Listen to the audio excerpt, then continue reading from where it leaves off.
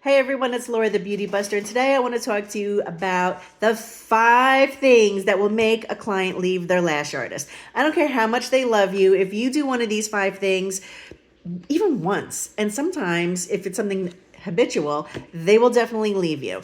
They might not tell you why they've left you, but they will tell the next artist why they left their previous lash artist. So let's get to it. I'm only going to give you one today because I'm going to tease you, but the number 5 one, in my opinion, is bad breath. Now, bad breath will make a client leave you, maybe not the first time because everybody, they'll let something slide, but if you are consistently showing up with funky breath, they are not going to come back.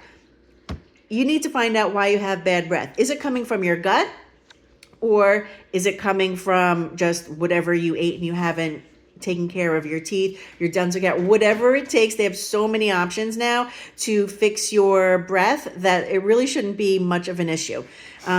And smells in general really can turn people off to the point where they won't come back. So especially with synthetic fragrances, sometimes even essential oils bother people. You want to keep all the smells down to a minimum.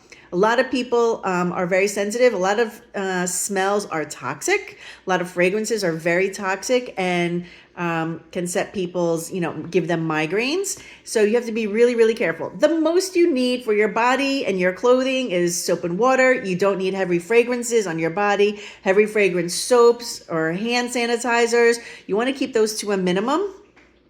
When it comes to your breath, I like to do these, these sheets. Sometimes I like these. Sometimes they're really strong and kind of like have a funky taste, but these are really good. They're fast, they're easy, they're small. You can put right into your cabinet.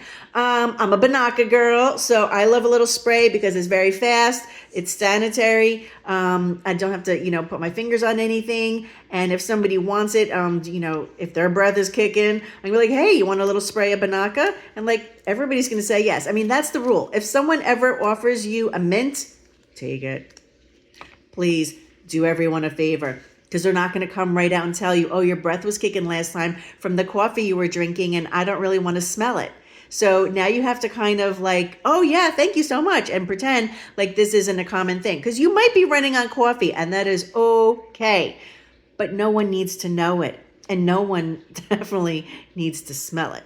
So make sure your breath is fresh as a daisy, and try not to have any crazy smells on you. And let me tell you one thing. Cigarette smoke or any kind of smoke or vape smoke cannot be covered up with perfume. It doesn't happen. It's impossible. We can all smell it, especially if you're not a smoker. We can smell it. It's all on your hands. It's in your hair. It's on your clothes. It doesn't come out. And it's not pretty. Okay? So it's time to quit. Time to quit smoking, time to quit vaping, or save it till after work. And even if you didn't smoke at work, that stays with you for days. It like never comes out. So you're not fooling anyone. Now's the time to stop. Get healthy for yourself and your clients. Here's a story that I will tell and be very vulnerable. Okay, so many years ago, I was interviewing at Bliss, New York, which was the top spa in New York. If you know, you know.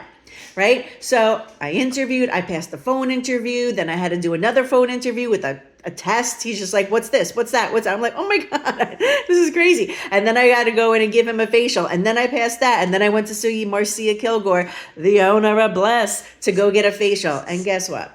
I walk in there thinking I'm going to do so well. Everybody loves my massage. I'm a good esthetician. I'm confident. I go in there and I was like nervous as anything just because it's Marcia Kilgore.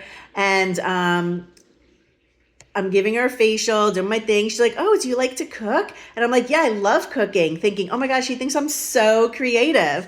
And because, if I could like to cook, then I'm going to be good at mixing all these potions and lotions. And then she's like, oh, I'm like, did you cook last night? I'm like, yeah, I did cook last night. She's like, oh, what did you make? I'm like, oh, this and that. I don't know what it was. And then she's like, oh, did you put garlic in there? I'm like, yeah, of course. I love garlic. She's like, yeah, I can smell it on your hands. And I was like, ugh. So needless to say, I've never worked for Bliss. I would love to have a redo. I have to admit, I've been thinking about that redo for like 20 years. It's okay. I'm still traumatized, but that is the power of smell. I literally lost a job because my fingers smelled like garlic. And I can't blame her because no one wants to go to Bliss in New York with an esthetician with garlic fingers and pay $200 for that because it's so overpowering. There's no cream or oil in the world that's going to take that smell away as I'm constantly going like this, massaging their face. It's not going to happen. So learn from my lesson. That's why I do all these trainings, people, because I've pretty much made every mistake there is to make. And so I'm just telling you what not to do. So the number 5 is smell, smell, smell, usually coming from your breath, but it could come from your fingers. You never know. So check back tomorrow for number 4 reason why most clients will leave their lash artists.